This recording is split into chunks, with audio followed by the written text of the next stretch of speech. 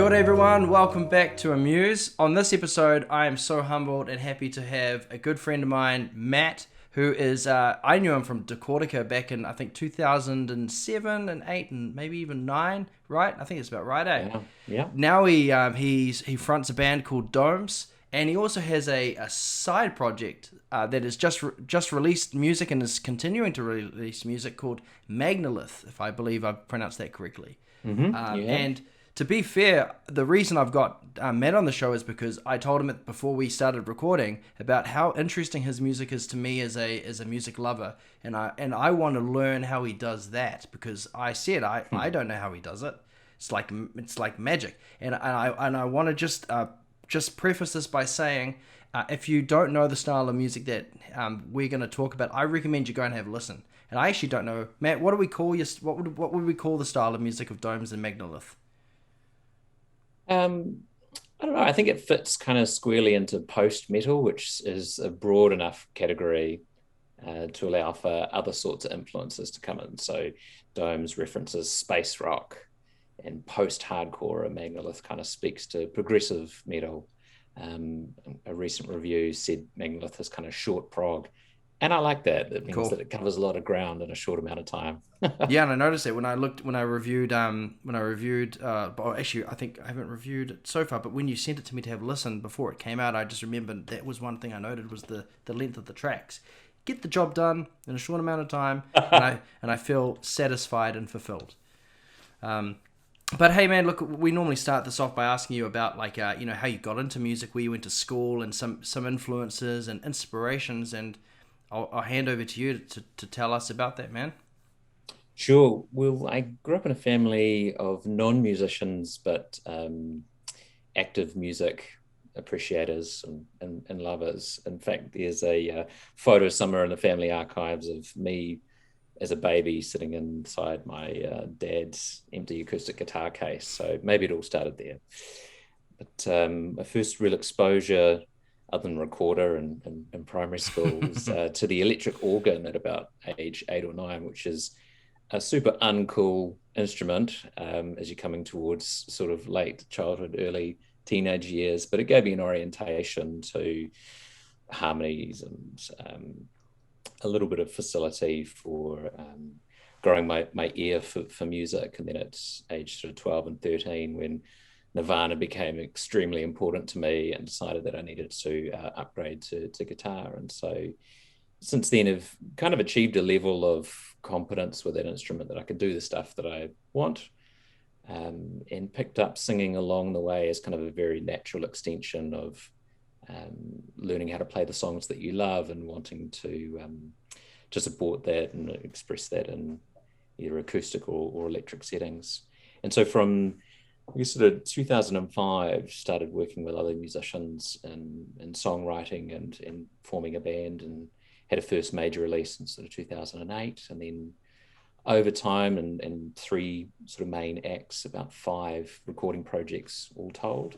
It also took me overseas. I was able to do some touring through Australasia Wow. predominantly, but also Japan and Wow. South Africa. So it's become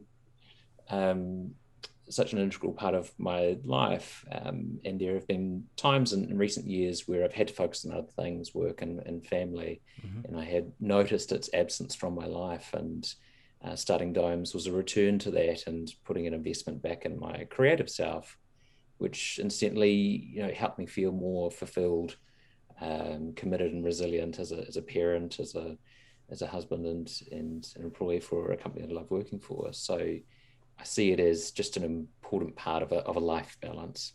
That's awesome. And you know what? It's really interesting you say that because when I left, my previous job to become a music teacher, I focused on music, and at the same time, I wasn't doing it. It wasn't in a band, and it wasn't until later on I kind of realized I liked writing music, I liked recording, but I needed to play music, and it's such Mm. an important part of my life. I mean, what you said before is right. I need it to feel fulfilled. What school did you go to, man? I guess latterly, senior college, sixth and seventh form there, and went to University of Auckland to do a Bachelor of Arts, which was an extension of the sort of subjects I like, but also got me into sort of organizational behavior and organizational psychology, which leads to a career in HR and recruitment, which has been Awesome. really fulfilling because all those art subjects and that particular profession are about the human experience. Mm-hmm. And so I find good synergy between sort of knowing yourself through creative pursuits and knowing others and helping to realize their potential in the workplace. Sweet. So I guess then this is a really good point because the art of songwriting, actually, there's you know Deepak Chopra. Have you heard of him before? Heard of them, yeah. Yeah, I've read a lot of his books. I'm going to say a few of his books, not a lot, but there's one I Mm. read many, many times called Creating Affluence. And he talks about how a thought is basically created out of nothing. If you really think about it, when thoughts pop in your Mm. brain, where do they even come from? And Mm. songwriting is like that. So I'm interested in this show to hear about how people write music so that my students and other students can learn, about what others do so they can try to practice maybe some of that in what they do. And as I mentioned at the beginning, I really like your music because it challenges me as a listener, and I'm also like, how does he do that? I want to know how he comes up with those crazy chord voicings. How does he even make those decisions? Man, feel free. I'd love to hear about I want to hear the magic behind the curtain, if you will. Thanks. I guess it starts with having good role models and seeking out, information, um, both from sort of music, but also other creative arts, and processing that through, a system that then you can start to use design thinking and scale and repeat your songwriting craft. And I think the guitar lends itself so well to that because it is massively expressive, because of the performance element and how it works within rock and metal music. It has the potential to galvanize and focus a band around, riff based, but also quite colorful, melodious music. And so for me, I've had a lot of fulfillment with that instrument, but also went on more recently and through lockdown to learn a bit of piano just to expand that palette so I Yeah, could do I saw that. more. That's cool, man. Yeah, and I guess anything to do with sort of process therein. I've experimented a lot. So I guess to begin with, alternative tunings with guitars just fascinated me as a young player because I liked the musicality of it. It helped me to break out of all those sort of modes that you learn as a guitar player of sort of pentatonic and typical chords that are grouped together such that you can feel quite trapped within what you know. And so you need to kind of break out of that framework with something that might lead to a whole bunch of wrong notes, but actually through that you discover more about theory, more about what your instrument can do for you. Yeah. And it leads to a path of much greater self-expression. So you mentioned at the So, beginning there was like some role models, and who would be some like role models or guitarists or bands that you kind of think may have influenced or given you a little bit of a blueprint to how you could initially start to write music and come up with ideas? yeah, I think probably Soundgarden comes to mind. Great choice. I've done a bunch of down-tuned type stuff, and compared to, I guess, some of my peers locally, I like the slackness of strings that come with taking a standard sort of setup and down tuning. I don't mind a bit of sort of tonal or harmonic sort of variance because that all suggests something sort of organic and wild to me. Although a lot of what we do is in Domes and prior to that in Jabutica quite calculated. It does speak to, I think, those earliest influences that were much more experimental in not only the setup and performance of their instrument, but in their song structures as well. Very well sort of schooled and familiar with the verse, chorus, verse, sort of dichotomy. But in my own playing now, slightly more linear, or another way of putting that is I'm looking for interesting moments. And if I have to return to a motif, I want it to be augmented somehow so that it was worthy of that return and not just because of a prescribed pop type structure. Yeah, so I'm going to jump in here and just mention, we talked it before, Bonfire of the Vanities is one that really resonated with me, because that riff at the end becomes this behemoth, and you hear it kind of halfway through the track and you're like, that's mean, and then it disappears, but then when it comes back, it don't let up. It actually like just keeps going, and I love that. So let's talk about Magnalith. You got a song, Intimacy's End, right? How did, and like if you go and you listen to that, which links will be down below, talk us through how you come up with that idea, because it's so varied. It's not a verse chorus bridge chorus song. It's more than that. There's so much happening beneath the surface. Sure. Talk to us about that. Some of the resulting structure arrives from, I guess, the next point around process, taking alternative tunings and challenging your sort of construct around music performance theory or whatever. I was in a place in my life prior to Domes where productivity was just so important to me, both in my professional life, but if I was to have a hope of becoming creative again as I wanted to, it was going to have to be in short bursts of focus energy across the week. I did not have the time or interest, and actually didn't find the output particularly successful waiting around for inspiration to come in and find me. And I subscribed to some thinking that a colleague and friend suggested that creativity is craft and innovation is iteration. And what I love about that is it puts the responsibility on the artist to create a process or system or framework in which potentially use constraints to drive innovation. And you find an agile way of songwriting that is repeatable.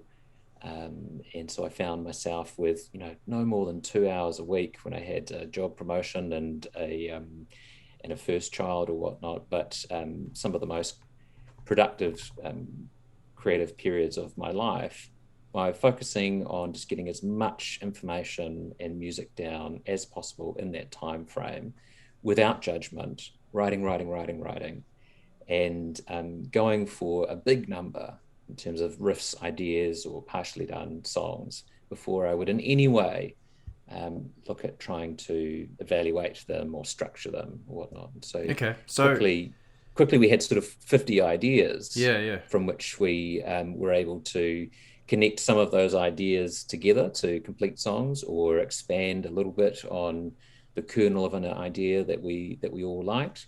And I found that design approach just led to just a return to productivity as a musician that I hadn't experienced for some years. Sweet. So you continue to do that. I'm going to just recap some of what you said there, because that's very fascinating and interesting. And that's one thing I totally believe in, is you're basically, if I'm not mistaken, you're just making stuff up as much as you can without thinking too much about where it's going to go. You're just throwing out ideas and then kind of like, if spread out everywhere, but then you come back and you kind of can figure out how that's going to work, how this could work with this, and then obviously you'll need to adjust it to match the key and things like that. Is that kind of what you're talking about?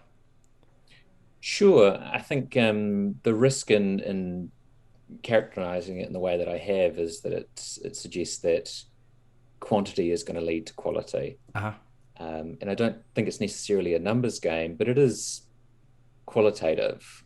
What I mean by that is the experience of doing the work connects you with your subconscious or whatever it is, such that I think we talked about this just prior to the recording starting, be it the pattern recognition of your brain saying, yep, that's something that really resonates with me, or the gestation of an idea after you've done, your work in your creative session, stuff just bubbles up to you across the rest of the day in curious circumstances. That is the worst thing, and that's kind of why I started to use this more and more, because when I would be driving home, I would hear that melody or that line that is missing from that song, and then I'd get home and thinking, yeah, man, I'll remember it because it's so good, and then I'd forget it.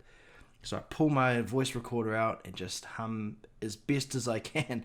And do you do that? Does that happen to you? I did do that. That was my I think earliest instinct in my first band was I'm just going to play.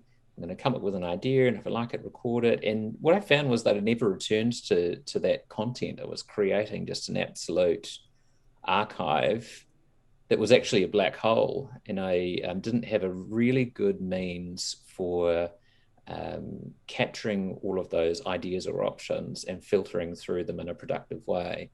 So it's probably a difference to today's writing, where I've got sort of stage gates or retrospectives or just a practice of having created X amount of content and recognizing the energy that I have on the day that I've set aside for being creative. It might be more of a delving day where I'm going to go back through, the last sort of 10 ideas and go, actually, there's some good resonance with this particular piece. So I'm going to now return to that and iterate and build on it. So do you send, like, so when you're creating an idea, do you send that to somebody else to kind of add something to, or see if they can hear it in another way that may help you like progress further and turn something to that into a song?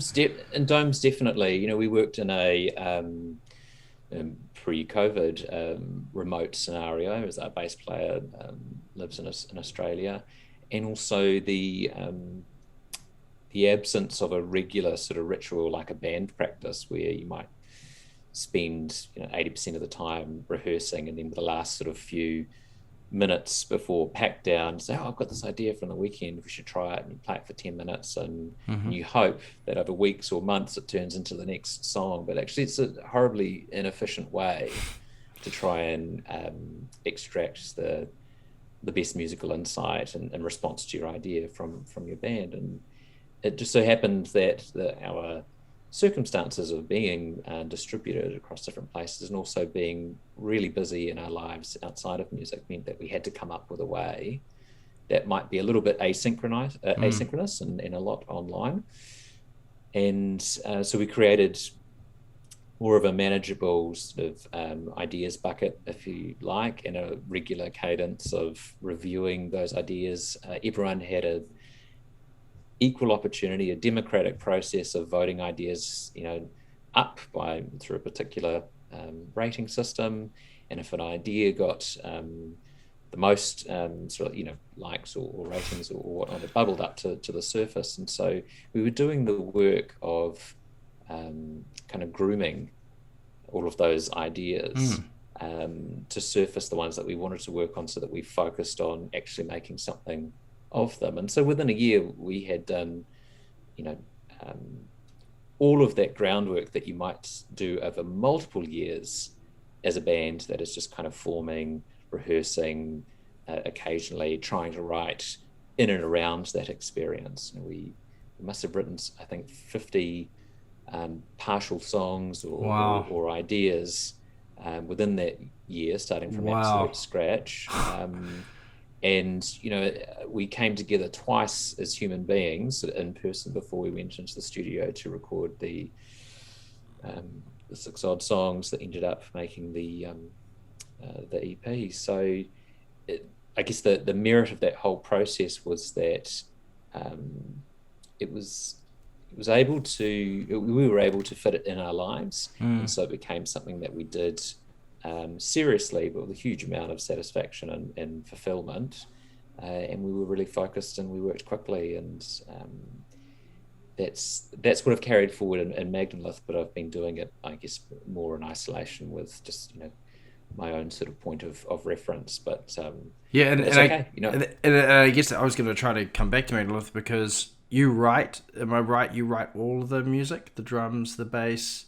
But you're not performing the drums, if I'm not mistaken? No, so for Magnalith, wrote all the parts and just use, an offensively basic sort of automated drummer and Logic to kind of approximate the ideas. Nothing wrong with that. And that gives me the means to share with an actual drummer, this is kind of what I'm hearing, but please use your talent and skill and experience to make this legit, because, I'm certainly that's not my wheelhouse. I focus on what I can reliably do, and I engage the skills of talented people to support me to realize the greater project, and I trust them in their work. And I think a huge part of that is the relationship that I have with the producer Dave Holmes, who I've worked with for many, many years, who is a super accomplished musician, both as a guitarist and performer, but also in terms of theory.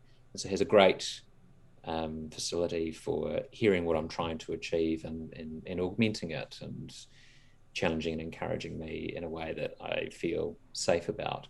But I guess that my point in describing him and other musicians who I surround myself with is trusting them to do their best work and giving them kind of the freedom and the framework to experiment and try and fail and repeat, and has been super rewarding, and it's made the music better.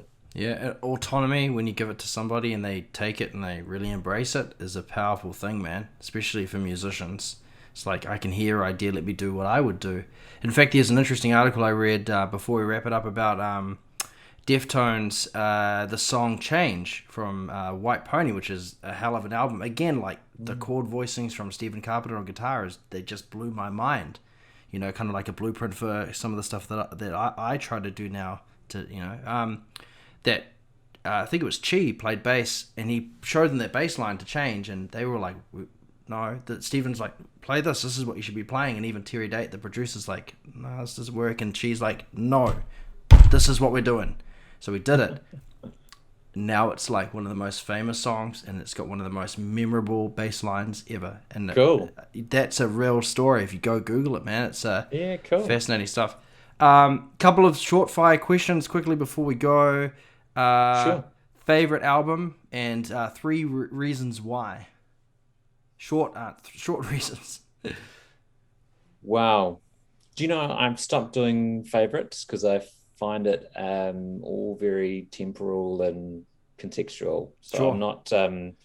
I'm not dodging the question. It's that I think a lot about this stuff. Good. What songs would you play at your funeral? What would be a statement of the totality of your life? Well, then let's rephrase this. Let's rephrase this album to make it more appropriate and more. It's. I can give you what I'm listening to right now that kind of floats my boat. Let's go with that. And I hope that's useful. Absolutely. I think it's really important to listen to music that's adjacent to what you do, because it challenges you to extend what you already know about your existing domain. And so stuff that I like at the moment is, none of the genres that I've described earlier. It's more in the sort of classical or neoclassical or abstract and ambient space. And so Ryuichi Sakamoto is really compelling to me. Philip Glass and Oliver Arnold's is much more sort of soundtrack and experience based than perhaps prescriptive rock and metal. Mm-hmm. A song like Intimacy's End absolutely owes a lot to Philip Glass and the soundtrack that he did for Tales from the Loop, which if you listen to that is just simple but really compelling riffs or motifs that wind their way through a cinematic experience that somehow just has grafted itself onto me. Excellent. And so, there are a lot of albums that I love and couldn't do without, desert island type stuff. But if you ask me tomorrow, I might list a whole bunch of other musicians. You'd absolutely dodge that question, and that's good. You did it in such a formal and professional way that all the kids watching are like, "No, he didn't. He answered." It's like, "No, he dodged it." But fair enough. I think you make. You'll forgive me though. Absolutely, it's a great point. It's a great point. Okay, and then the last thing, 3 bits of advice you can give students and songwriters that you believe are invaluable from your toolkit. What are 3 things that students can use to help them become better songwriters, or even to learn how to listen better? I mean, it's your last time to have a go. 3 things. I'll simplify it just to 3 words. That is, do the work. whenever I talk to musicians who are critical of other performers or writers, I think, yeah, but what are you doing? Do the work. Whenever I receive criticism about my music sounding comparable to other musicians, I think, yeah, but it's also the case that someone's got to do the work, and it's tough. But I'm out here trying to iterate and make that interesting for myself and others. And, to eat my own sort of dog food, as it were. I wished for a long time that I had chosen piano and was more musical and expressive. And I thought that will never happen until I do the work. And so I'm going to sit in discomfort with the frustration of knowing how to play something on another instrument, but having to learn really, really rudimentary skills. To struggle with the basics to get to a place where now I've got some modest facility with piano.